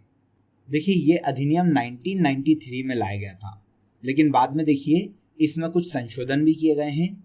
आखिरी जो संशोधन इस अधिनियम में किया गया है वो 2019 में किया गया था। 2019 में मानवाधिकार संरक्षण अधिनियम 1993 में संशोधन किया गया इसे 19 जुलाई 2019 को लोकसभा में और 22 जुलाई 2019 को राज्यसभा में पारित किया गया था। इसके बाद देखिए सेकंड है हमारे पास जनहित याचिका, जिसे PIL के नाम से जाना जाता है। आपने कई बार मूवियों में देखा होगा, PIL का मतलब होता है पब्लिक इंटरेस्ट लिटिगेशन। अब ये होता क्या है? तो देखिए दोस्तों, ये एक ऐसी याचिका है जिसके माध्यम से देखिए कोई भी पीड़ित व्यक्ति या उसकी तरफ से कोई भी अन्य व्यक्ति या कोई संस्था न्यायालय के समक्ष प्रश्न उठा सकती है। अगर समझ नहीं आया तो यहाँ पर मैं आपको एक एग्जाम्पल समझा देता हूँ। देखिए, अगर किसी भी व्यक्ति को पुलिस गिरफ्तार कर लेती है तो ये प्रावधान है लॉ के तहत कि उस व्यक्ति को 24 घंटे के भीतर मजिस्ट्रेट के सामने पेश करना पड़ेगा। लेकिन देखिए, अगर पुलिस उसे 24 घंटे के अंदर मजिस्ट्रेट के सामने पेश नहीं करती है तो ऐसी कंडीशन में देखिए पीड़ित व्यक्ति तो पुलिस की कस्टडी में है, तो ये न्यायालय जा सकता है क्या? नहीं जा सकता। तो उसकी तरफ से कोई भी उसका परिजन मतलब अन्य व्यक्ति या कोई भी संस्था जो कि ह्यूमन राइट को प्रोटेक्ट करती है या फिर उसके लिए कार्य करती है, ये न्यायालय जा सकते हैं उस व्यक्ति की गिरफ्तारी के विरुद्ध। तो इसे कहा जाता है PIL, पब्लिक इंटरेस्ट लिटिगेशन, या फिर जनहित याचिका। देखिए, जनहित याचिका सुप्रीम कोर्ट और हाई कोर्ट दोनों के समक्ष लाई जा सकती है। विश्व में जनहित याचिका का जन्मदाता अमेरिका को माना जाता है। वहां इसे देखिए सामाजिक कार्यवाही याचिका के नाम से जाना जाता है। लेकिन देखिए, अगर हम भारत की बात करें तो भारत में जो जनहित याचिका है वो PN भगवती के द्वारा लाई गई थी। PN भगवती जो कभी सुप्रीम कोर्ट के देखिए जज रह चुके हैं, इनके द्वारा भारत में PIL की शुरुआत की गई थी। ओके, तो देखिए यहाँ पर मानवाधिकार संरक्षण अधिनियम और जनहित याचिका से हमें क्वेश्चन देखने को मिलते हैं। इसके अलावा देखिए इन दोनों टॉपिक की डिटेल पर हम क्वेश्चन के साथ ही डिस्कस करेंगे। तो चलिए अब हम क्वेश्चन देख लेते हैं। तो देखिए सबसे पहला क्वेश्चन, राष्ट्रीय मानवाधिकार संरक्षण अधिनियम 1993 में कितनी धाराएं हैं? तो देखिए अभी थ्योरी में हमने इस क्वेश्चन को समझा है। राष्ट्रीय मानवाधिकार संरक्षण अधिनियम 1993 में देखिए टोटल 8 अध्याय हैं और 43 धाराएं हैं। तो आंसर हो जाएगा यहाँ पर आंसर सी। इसके बाद सेकेंड क्वेश्चन देखिए, मानव अधिकार संरक्षण अधिनियम 1993 का विस्तार कहाँ तक है? तो आप सभी जानते हैं इस अधिनियम का विस्तार संपूर्ण भारत में है। तो आंसर डी यहाँ पर सही हो जाएगा। मानवाधिकार की परिभाषा निम्न में से किस धारा में दी गई है? तो देखिए राष्ट्रीय मानवाधिकार संरक्षण अधिनियम जो है उसकी धारा 2 क में सशस्त्र बलों को परिभाषित किया गया है। धारा 2 ख में अध्यक्ष की परिभाषा दी गई है। धारा 2 ग में आयोग को परिभाषित किया गया है और धारा 2 घ में मानवाधिकार को परिभाषित किया गया है। तो मानवाधिकार की परिभाषा इस अधिनियम की धारा 2 घ में दी गई है। अगले क्वेश्चन पर आ जाते हैं। मानवाधिकार आयोग के अध्यक्ष या सदस्य को कौन अपने पद से हटा सकता है? तो देखिए दोस्तों, चाहे राष्ट्रीय मानवाधिकार आयोग हो या फिर राष्ट्र मानवाधिकार आयोग हो, दोनों ही कंडीशन में अध्यक्ष और सदस्यों को हटाने की शक्ति राष्ट्रपति को प्रदान की गई है। अब यहाँ पर देखिए धारा याद रखिएगा, धारा 5 के तहत राष्ट्र मानवाधिकार आयोग के अध्यक्ष और सदस्य को राष्ट्रपति हटा सकते हैं और धारा 23 के तहत राज्य मानवाधिकार आयोग के सदस्य और अध्यक्ष को राष्ट्रपति अपने पद से हटा सकते हैं। लेकिन यहाँ पर ध्यान रखिएगा, अगर राज्य मानव अधिकार आयोग के अध्यक्ष और सदस्यों को अपने पद से इस्तीफा देना है तो ये इस्तीफा संबंधित राज्य के राज्यपाल को देते हैं, लेकिन इन्हें पद से हटाने की शक्ति राष्ट्रपति को दी गई है। अब देखिए क्वेश्चन आता है कि अध्यक्ष और सदस्यों को पद से क्यों हटाया जाता है? तो देखिए सिद्ध कदाचार के आधार पर या फिर असमर्थता के आधार पर राष्ट्रपति इन्हें अपने पद से हटा सकते हैं। सिद्ध कदाचार का मतलब होता है जब किसी भी व्यक्ति पर अपराध सिद्ध हो जाए या फिर वो अपने कार्य को करने में असमर्थ हो जिस कार्य के लिए उसे अपॉइंट किया गया है। तो ऐसी कंडीशन में राष्ट्रपति इन्हें अपने पद से हटा सकता है। सिद्ध कदाचार और असमर्थता का फैसला देखिए सुप्रीम कोर्ट के द्वारा किया जाता है, लेकिन इसे हटाने की शक्ति नहीं दी गई है। हटाने की शक्ति राष्ट्रपति को प्राप्त है। आई होप आपको पूरा क्वेश्चन बहुत ही अच्छे से समझ में आ गया होगा और सभी फैक्ट जो मैंने आपको यहाँ पर बताए हैं वो भी आपके क्लियर हो गए होंगे। आगे बढ़ते हैं। मानव अधिकार आयोग के सदस्यों को उनके पद से हटाने के लिए उच्चतम न्यायालय द्वारा विहित प्रक्रिया का अनुपालन आवश्यक है जब वह, तो देखिए ऊपर ही हमने इस क्वेश्चन को डिस्कस किया है।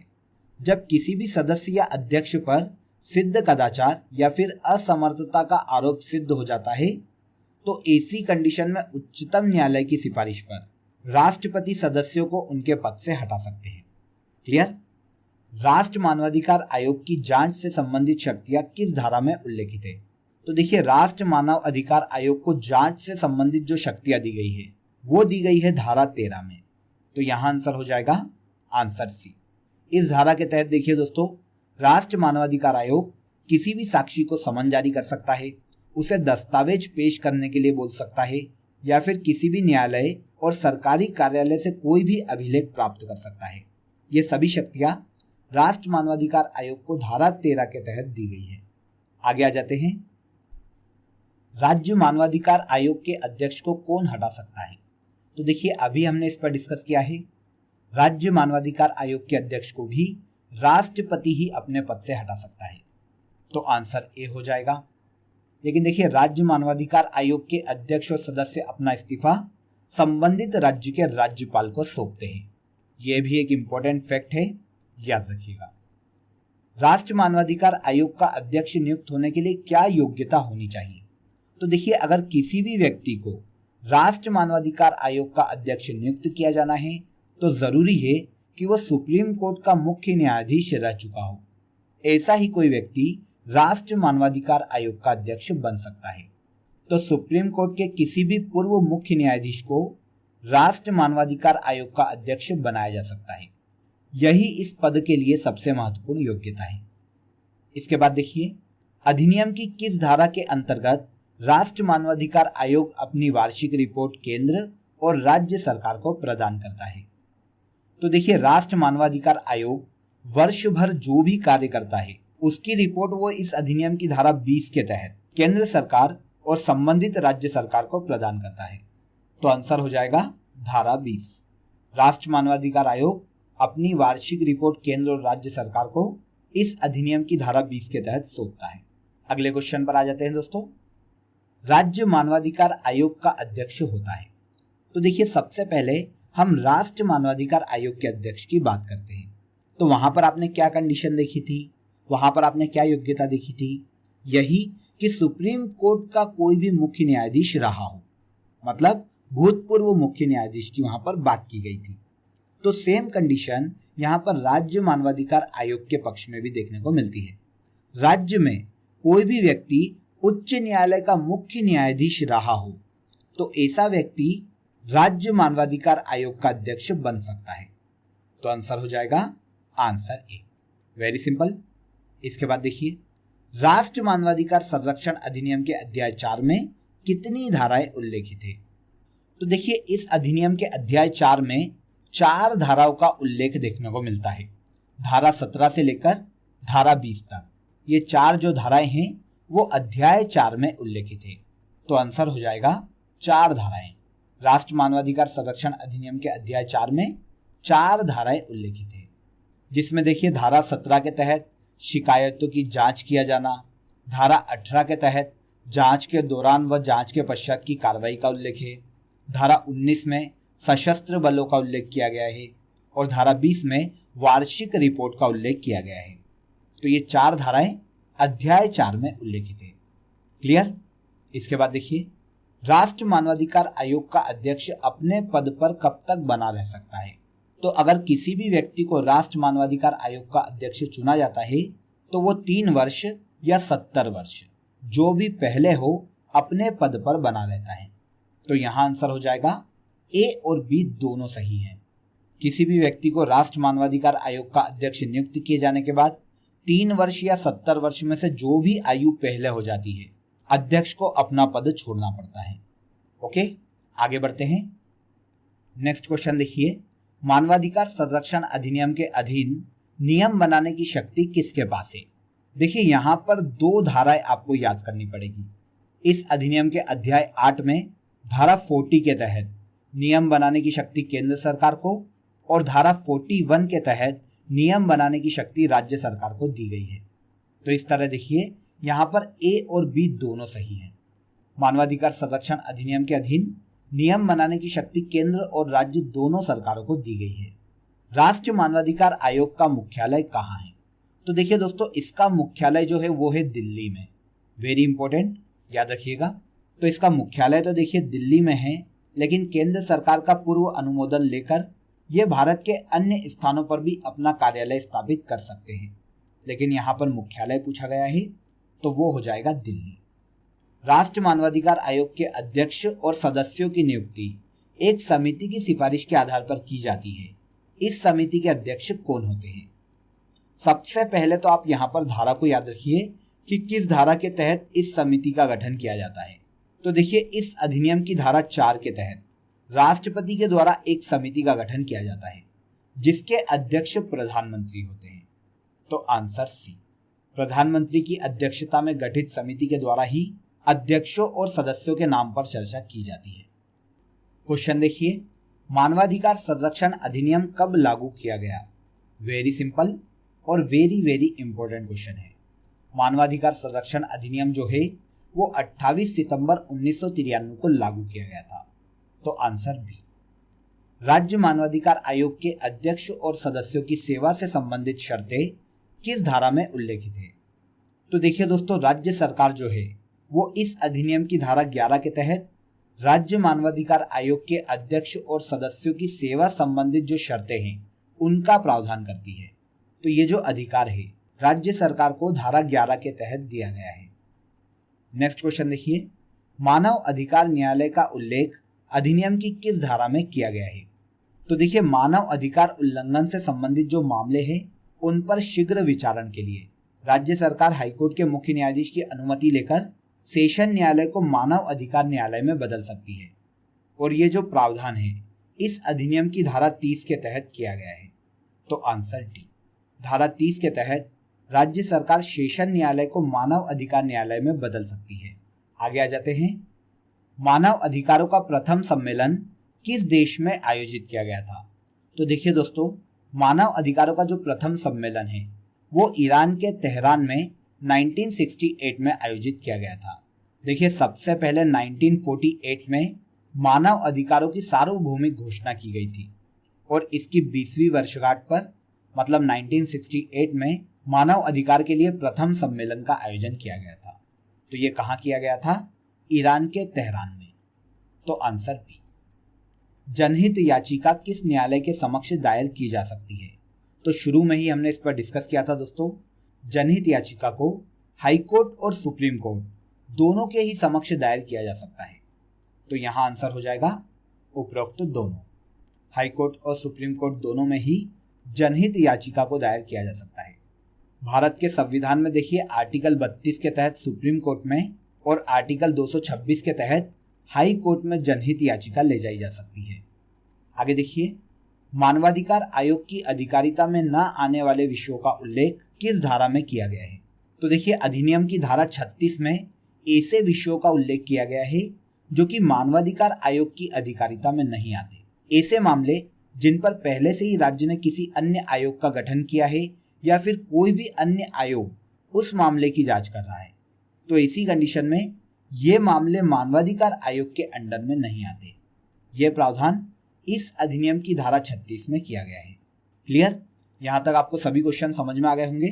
देखिए, बाद अगला क्वेश्चन है, मानव अधिकार को सुरक्षित करने के लिए मौलिक अधिकारों का उल्लेख संविधान के किस भाग में किया गया है? वेरी सिंपल, हम इसे कई बार डिस्कस कर चुके हैं। मानव अधिकारों को सुरक्षित करने के लिए देखिए, मौलिक अधिकार जो है भारत के संविधान के भाग 3 में उल्लेखित है। भाग 1 में संघ और उसके राज्य क्षेत्र का उल्लेख है, भाग 2 में नागरिकता का उल्लेख है और भाग 3 में मौलिक अधिकारों का उल्लेख किया गया है। लोकहितवाद दायर किया जा सकता है। तो लोकहितवाद या PIL जो है, पब्लिक इंटरेस्ट लिटिगेशन, इसे किसी भी व्यक्ति या संस्था के द्वारा दायर किया जा सकता है। तो यहाँ आंसर हो जाएगा आंसर डी। जनहित याचिका का जन्म कहाँ हुआ? वेरी सिंपल, इसका जन्म हुआ है अमेरिका में। अमेरिका में इसे सामाजिक कार्यवाही याचिका के नाम से जाना जाता है। इसके द्वारा देखिए, समाज के जो पिछड़े वर्ग हैं, जो उपेक्षित लोग हैं, उनके मुद्दों को और अधिकारों को न्यायालय के समक्ष रखा जाता है। तो इसकी उत्पत्ति कहाँ से हुई है दोस्तों? अमेरिका से। तो देखिए यहाँ पर हम दो अधिनियम की बात करेंगे फ्रेंड्स, सूचना का अधिकार अधिनियम 2005 और सूचना प्रौद्योगिकी अधिनियम मतलब आईटी अधिनियम सन 2000। सबसे पहले तो दोनों के सन याद रखिएगा, यहीं से सबसे पहले क्वेश्चन पूछे जाएंगे। अब देखिए सबसे पहले बात कर लेते हैं सूचना का अधिकार अधिनियम 2005 की। देखिए भारत की जो संसद है उसके द्वारा भ्रष्टाचार पर लगाम लगाने और सरकारी प्रक्रिया में पारदर्शिता लाने के लिए सन 2000 में सूचना का अधिकार अधिनियम कानून बनाया गया था। देखिए जिस भी सरकारी संस्थान से आप जानकारी लेना चाहते हैं उस विभाग या संस्थान की वेबसाइट पर जाकर आप आरटीआई को डाउनलोड कर सकते हैं। फिर देखिए उस विभाग से जो भी जानकारी आपको चाहिए उसे फुलफिल करके सबमिट कर सकते हैं, जिससे देखिए आपको 30 दिन के भीतर संबंधित सरकारी विभाग से जानकारी मिल सकती है। अब देखिए ये जो 30 दिन का प्रावधान है इस अधिनियम की धारा 7 के तहत किया गया है। इम्पोर्टेंट है, इस धारा को भी याद कर लीजिएगा, नहीं तो हम क्वेश्चन के साथ इसकी बात फिर से अलग से करेंगे। इस कानून के तहत देखिए भारत का कोई भी नागरिक हो वो सरकार के किसी भी विभाग से 30 दिन के अंदर जानकारी प्राप्त कर सकता है। इस अधिनियम को देखिए 15 जून सन 2000 को राष्ट्रपति की स्वीकृति मिली थी। इस अधिनियम में टोटल 6 अध्याय हैं और 31 धाराएं हैं। वर्तमान में देखिए 31वीं धारा को हटा दिया गया है, लेकिन जब इसे लागू किया गया था तब इसमें टोटल 31 धाराएं थी और ये 31 धाराएं 6 अध्याय में विभाजित है। अगर हम इसे शॉर्ट में समझे तो देखिए पहले अध्याय में 2 धाराओं का उल्लेख है, धारा 1 और धारा 2 ये पहले अध्याय में दी गई है। इसके बाद देखिए अध्याय 2 में कुल मिलाकर 8 धाराओं का उल्लेख है। धारा 3 से लेकर धारा 11 तक दूसरे अध्याय में उल्लेखित है। तीसरे अध्याय में धारा 12 से लेकर धारा 14 तक 3 धाराएं तीसरे अध्याय में उल्लेखित है। इसके बाद देखिए चौथे अध्याय में टोटल 3 धाराओं का उल्लेख है। धारा 15 से लेकर धारा 17 तक ये 3 धाराएं चौथे अध्याय में देखने को मिलती है। इसी तरह अध्याय 5 में भी 3 धाराओं का उल्लेख है। धारा 18 से लेकर धारा 20 तक ये 3 धाराएं अध्याय 5 में दी गई है। इसके बाद सबसे आखिरी अध्याय है इस अधिनियम का अध्याय 6, जिसमें देखिए टोटल 11 धाराओं का उल्लेख है। धारा 20 से लेकर धारा 30 तक ये 11 धाराएं अध्याय 6 में उल्लेखित की गई है। क्लियर? तो देखिए यहाँ पर मैंने आपको शॉर्ट में सभी अध्याय की धाराओं को बता दिया है। इसके बाद देखिए दूसरा अधिनियम है दोस्तों आईटी अधिनियम सन 2000। सूचना प्रौद्योगिकी अधिनियम या आईटी अधिनियम 2000 17 अक्टूबर सन 2000 को देश में लागू किया गया था, जो कि देखिए देश में साइबर अपराध पर अंकुश लगाने के लिए लाया गया था। इस अधिनियम में देखिए टोटल 13 अध्याय हैं और इन 13 अध्याय में कुल 90 धाराओं का उल्लेख है। तो देखिए आईटी अधिनियम सन 2000 में कुल 90 धाराएं हैं जो कि 13 अध्यायों में विभाजित है। इसके अलावा इस अधिनियम में 2 अनुसूचियों का भी उल्लेख देखने को मिलता है। क्लियर? तो देखिए यहाँ पर हमने बहुत ही बेसिक फैक्ट समझ लिए हैं। अब हम डायरेक्ट क्वेश्चन पर चलते हैं और बाकी की जो इन्फॉर्मेशन है हम उसे क्वेश्चन के साथ साथ ही डिस्कस करेंगे। तो चलिए क्वेश्चन देख लेते हैं। तो सबसे पहला क्वेश्चन देखिए, सूचना का अधिकार अधिनियम 2005 के तहत सूचना की परिभाषा किस धारा के अंतर्गत उल्लेखित है? तो देखिए ये धारा है दोस्तों धारा 2 सूचना के अधिकार अधिनियम 2005 की धारा 2 के तहत देखिए कोई भी इलेक्ट्रिक अभिलेख, दस्तावेज, ज्ञापन, ईमेल या कोई भी आदेश और कागज पत्र सूचना की परिभाषा के अंतर्गत शामिल किया जाता है और ये परिभाषा धारा 2 के तहत उल्लेखित है। सेकेंड क्वेश्चन देखिए, निम्न में से किसे सूचना के प्रकटीकरण से छूट दी गई है? तो देखिए दोस्तों ये जो छूट दी गई है सबसे पहले तो ये याद रखिए कि इस अधिनियम की धारा 8 के तहत दी गई है।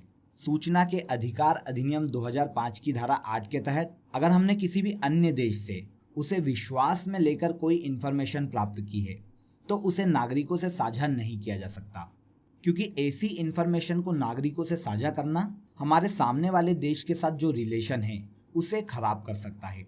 तो ऐसी सूचना को देखिए नागरिकों से साझा नहीं किया जा सकता। इसके अलावा ऐसी कोई सूचना जो कि भारत की एकता और अखंडता को प्रभावित करे नागरिकों से साझा नहीं की जा सकती, या फिर किसी भी व्यक्ति के जीवन को खतरा हो। अगर किसी भी इंफॉर्मेशन को नागरिकों से साझा किया जाने के बाद किसी भी व्यक्ति के जीवन को खतरा हो सकता है तो ऐसी सूचना को भी देश के नागरिकों के साथ साझा नहीं किया जा सकता। तो ऐसी कंडीशन में देखिए धारा 8 के तहत उपयुक्त सभी इंफॉर्मेशन नागरिकों के साथ साझा नहीं की जा सकती।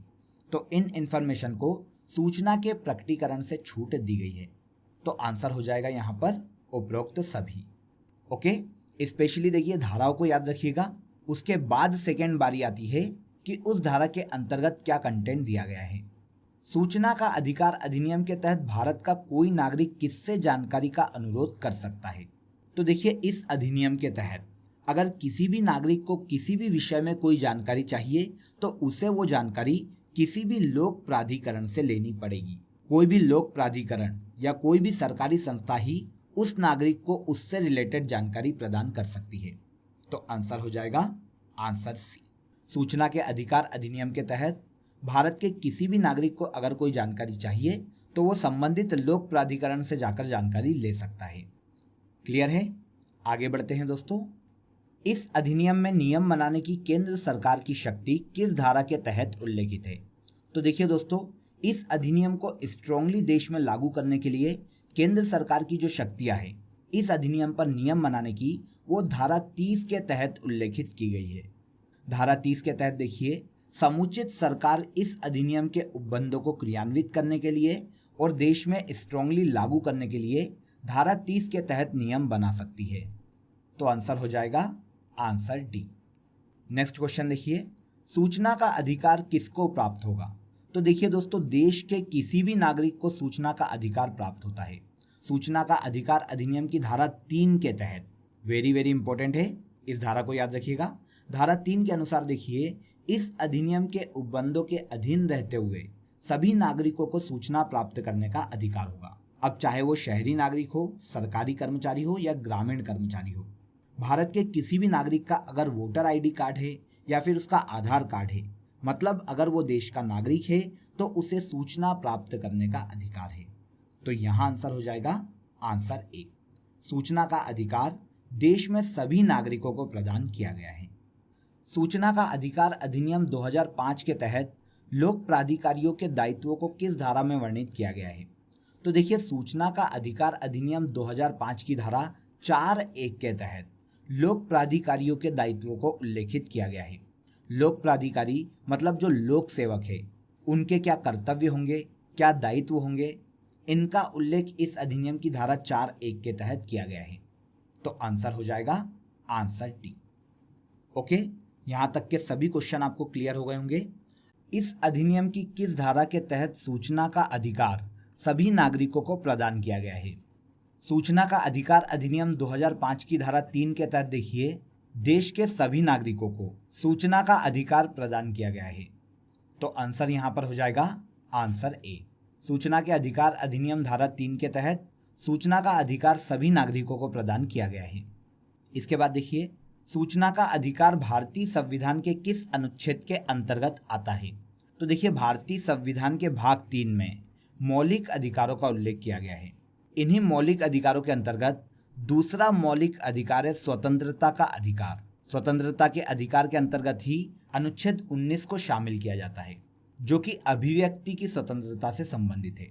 तो अनुच्छेद 19 अभिव्यक्ति की स्वतंत्रता के अंतर्गत ही सूचना के अधिकार को भारतीय संविधान में शामिल किया गया है।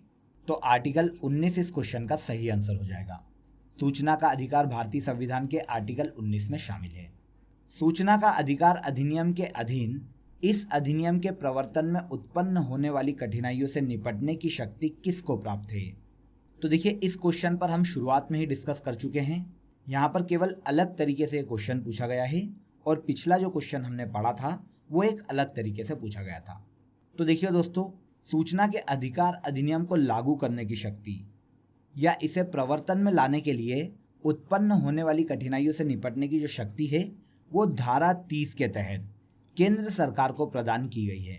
तो केंद्र सरकार जो है वो धारा 30 के तहत देखिए इस अधिनियम को लागू करने में जो कठिनाइयाँ आ रही है उससे निपटने के लिए नियम बना सकती है। सिंपल सा क्वेश्चन था। देखिए पहले हमने एक अलग तरीके से वो क्वेश्चन पढ़ा था और यहाँ पर उसे ही घुमाकर पूछा गया है।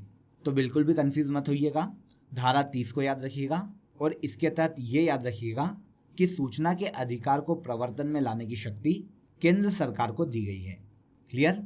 इसके बाद देखिए, तो अगला क्वेश्चन है फ्रेंड्स अगला क्वेश्चन है दोस्तों, सूचना का अधिकार अधिनियम 2005 लागू होता है। तो देखिए, ये जो अधिनियम है संपूर्ण भारतवर्ष में लागू होता है।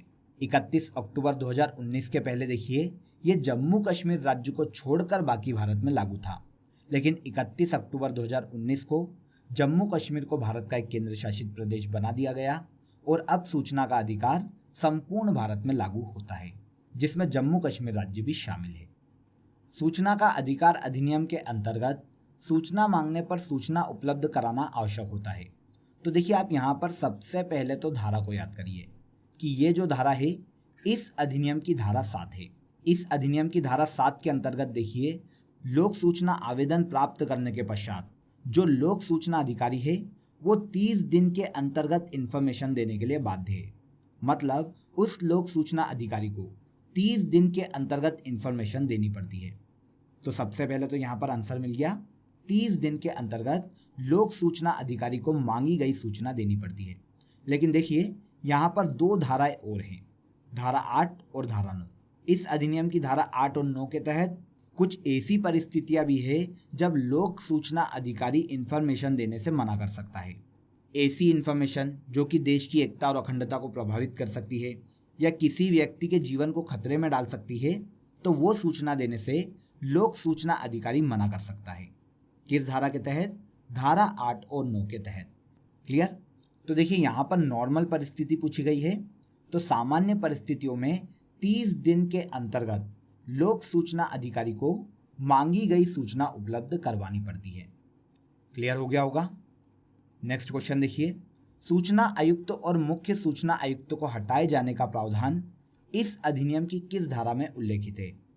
तो देखिए, इस अधिनियम की धारा 14 के तहत राष्ट्रपति जो है वो सिद्ध कदाचार और असमर्थता के आधार पर किसी भी सूचना आयुक्त और मुख्य सूचना आयुक्त को अपने पद से हटा सकता है। लेकिन याद रखिएगा, हटा तो राष्ट्रपति रहा है, लेकिन सिद्ध कदाचार और असमर्थता का फैसला सुप्रीम कोर्ट के द्वारा किया जाता है। सुप्रीम कोर्ट जब राष्ट्रपति को बता देता है कि कोई भी सूचना आयुक्त या अन्य सूचना आयुक्त अपने कार्य को करने में सक्षम नहीं है या फिर उस पर कोई भी अपराध सिद्ध हो गया है, तो ऐसी कंडीशन में राष्ट्रपति धारा 14 के तहत इन्हें अपने पद से हटा सकता है। वेरी वेरी इंपॉर्टेंट क्वेश्चन है, इसीलिए इसे ध्यान से सुनिएगा और याद कर लीजिएगा। इसके बाद आ जाते हैं अगले क्वेश्चन पर। इस अधिनियम के किस अध्याय में राज्य सूचना आयोग का उल्लेख किया गया है? तो देखिए, सूचना के अधिकार अधिनियम के अध्याय 4 में धारा 15 उल्लेखित है, जिसके तहत राज्य में राज्य सूचना आयोग का गठन किया जा सकता है। तो यहाँ पर अध्याय पूछा गया है, तो आंसर सी।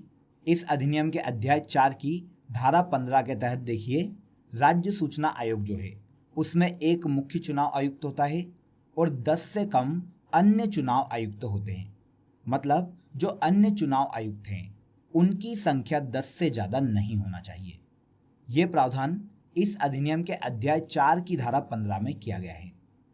आगे आइए, सूचना का अधिकार अधिनियम 2005 का उद्देश्य क्या है? तो देखिए दोस्तों, सूचना की पहुंच अधिक व प्रभावी हो, इसके अलावा सूचना की पहुंच आसान और विशुद्ध हो, नागरिकों के सामान्य हितों से जुड़े मानकों में सूचना प्राप्त हो, ये सभी सूचना का अधिकार अधिनियम के मुख्य उद्देश्य हैं। तो यहाँ आंसर हो जाएगा उपयुक्त सभी। राज्य मुख्य सूचना आयुक्त और अन्य सूचना आयुक्त को किसके द्वारा अपने पद से हटाया जा सकता है? तो देखिए, पहले भी हम ऐसे एक क्वेश्चन पर डिस्कस कर चुके हैं, लेकिन वहाँ पर हमने केंद्रीय सूचना आयोग की बात की थी। केंद्रीय सूचना आयुक्त और केंद्रीय अन्य सूचना आयुक्त को वहाँ पर हमने डिस्कस किया था। लेकिन देखिए, यहाँ पर क्लियर मेंशन किया गया है कि हम यहाँ पर राज्य की बात कर रहे हैं। तो बिल्कुल भी कंफ्यूज मत होना, ऐसे क्वेश्चन एग्जाम में सबसे ज़्यादा पूछे जाते हैं जो कि आपको सबसे ज़्यादा कंफ्यूज करते हैं। तो याद रखिएगा, राज्य मुख्य सूचना आयुक्त और अन्य सूचना आयुक्तों को अपने पद से राज्य के राज्यपाल के द्वारा हटाया जा सकता है। तो यहाँ आंसर हो जाएगा आंसर ए। राज्य मुख्य सूचना आयुक्त और राज्य में अन्य सूचना आयुक्त को उनके पद से हटाने का अधिकार राज्यपाल को प्रदान किया गया है। लेकिन यहाँ पर याद रखिएगा कि राज्यपाल सिद्ध कदाचार और असमर्थता के आधार पर इन्हें अपने पद से हटा सकता है। लेकिन सिद्ध कदाचार और असमर्थता का जो निर्णय है वो यहाँ भी सुप्रीम कोर्ट के द्वारा ही किया जाता है। सुप्रीम कोर्ट की रिपोर्ट पर राज्यपाल इन्हें अपने पद से हटा सकता है। तो रिपोर्ट भले ही सुप्रीम कोर्ट दे, लेकिन राज्य में हटाएगा राज्यपाल, ये याद रखिएगा। आगे आ जाते हैं। अगला क्वेश्चन देखिए, केंद्रीय सूचना आयोग का गठन इस अधिनियम की किस धारा के अंतर्गत किया जाता है?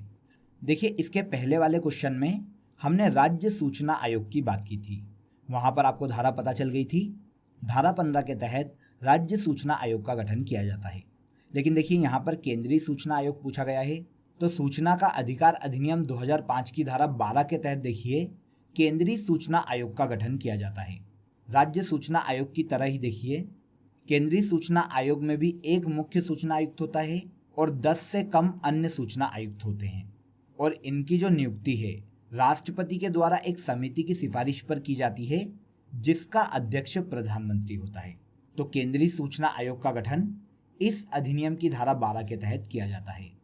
यदि किसी नागरिक के सूचना अधिकार अधिनियम के तहत अपील और दूसरी अपील के उपाय समाप्त हो गए हैं, तो वह संविधान के किस अनुच्छेद के अधीन उच्चतम न्यायालय में जा सकता है?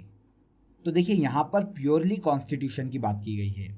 तो देखिए, संवैधानिक उपचारों का जो अधिकार है वो संविधान के अनुच्छेद 32 के तहत उल्लेखित है। इस अनुच्छेद के तहत देखिए दोस्तों, यदि किसी नागरिक को सूचना अधिकार अधिनियम के तहत अपील और दूसरी अपील के उपाय समाप्त हो जाते हैं, तो वह संविधान के अनुच्छेद 32 के तहत सुप्रीम कोर्ट में वाद दायर कर सकता है या फिर सुप्रीम कोर्ट जा सकता है। तो ये जो अधिकार है ये नागरिकों को अनुच्छेद 32 के तहत दिए गए हैं। आगे देखिए, सूचना प्रौद्योगिकी अधिनियम 2000 कब लागू हुआ? तो देखिए दोस्तों, आईटी अधिनियम 2000 जो है ये मई सन 2000 में संसद में पारित हुआ था और इसके बाद 17 अक्टूबर 2000 को देश में लागू हुआ था। तो यहाँ पर लागू होने की डेट पूछी गई है, तो वो है 17 अक्टूबर सन 2000। 17 अक्टूबर सन 2000 को आईटी अधिनियम देश में लागू किया गया था। आगे आ जाइए। साइबर अपराध निम्नलिखित में से किससे मूलतः संबंधित है? तो देखिए फ्रेंड्स, अगर कोई भी व्यक्ति इंटरनेट के माध्यम से आपके ईमेल में छेड़छाड़ करता है, इसके अलावा साइबर हैकिंग, वेब हैकिंग या साइबर आतंकवाद करता है, या फिर वायरस अटैक करता है आपके कंप्यूटर पर, तो ये सभी साइबर क्राइम के अंतर्गत शामिल किए जाते हैं। तो कंप्यूटर, इंटरनेट और संचार युक्ति तीनों से ही साइबर अपराध संबंधित है। तो आंसर हो जाएगा उपयुक्त सभी। सूचना प्रौद्योगिकी अधिनियम का विस्तार कहां तक है? तो देखिए, आईटी अधिनियम सन 2000 की धारा 1 की उपधारा 2 के तहत इस अधिनियम का जो विस्तार है संपूर्ण भारत में है। इसके अलावा देखिए, यह किसी व्यक्ति के द्वारा भारत के बाहर किए गए साइबर अपराध पर भी लागू होता है। तो इसका विस्तार पूछा गया है, तो यह संपूर्ण भारत में है। तो आंसर बी। और किस धारा के अंतर्गत? तो धारा 1 की उपधारा 2 के अंतर्गत। सूचना प्रौद्योगिकी अधिनियम 2000 के अध्याय 8 में कितनी धाराएं उल्लेखित है? तो देखिए, आईटी अधिनियम 2000 के अध्याय 8 में मुख्य रूप से 3 धाराओं का उल्लेख देखने को मिलता है। अध्याय 8 में धारा 40 से लेकर धारा 42 का उल्लेख देखने को मिलता है। इसके अंतर्गत देखिए, धारा 40 में कुंजी युग्म का उत्पादित किया जाना, धारा 41 में अंकित चिन्ह प्रमाण पत्र की स्वीकृति और धारा 42 में प्राइवेट कुंजी का नियंत्रण दिया गया है। तो इस प्रकार देखिए, इन 3 धाराओं का उल्लेख इस अधिनियम के अध्याय 8 में देखने को मिलता है। अपील अधिकरण को अपील करने की परिसीमा कितनी है? तो देखिए दोस्तों, इस अधिनियम की जो धारा 57 है, ये धारा अपील अधिकरण को अपील किए जाने की सीमा निर्धारित करती है। इसके अनुसार देखिए, जब पीड़ित व्यक्ति को अपील आदेश की प्रति प्राप्त हो जाती है, तो वह 45 दिन के अंदर अपील अधिकरण को अपील कर सकता है। तो कितने दिनों के अंतर्गत कर सकता है? 45 दिनों के अंतर्गत। अपील अधिकरण की स्थापना कौन करता है? तो देखिए, यहाँ पर अधिनियम की बात हो रही है, आईटी अधिनियम सन 2000। तो देखिए, सूचना प्रौद्योगिकी अधिनियम सन 2000 की धारा 48 में यह प्रावधान किया गया है।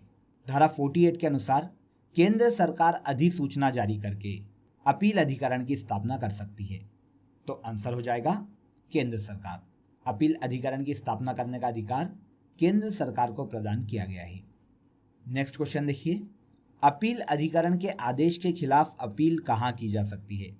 तो यहाँ पर सबसे पहले तो धारा को याद रखिए, कि अपील अधिकरण के आदेश के खिलाफ जो अपील की जानी है वो धारा 62 के तहत की जाती है। सूचना प्रौद्योगिकी अधिनियम धारा 62 के अनुसार अपील अधिकरण के अगर किसी भी निर्णय से कोई पीड़ित व्यक्ति संतुष्ट नहीं है तो वह देखिए 60 दिनों के अंदर उच्च न्यायालय में अपील कर सकता है। तो आंसर बी, अपील अधिकरण के आदेश के खिलाफ अपील देखिए धारा 62 के तहत उच्च न्यायालय में की जा सकती है। और अगर पूछा जाए कि कितने दिनों के भीतर, तो याद रखिएगा 60 दिनों के भीतर की जा सकती है।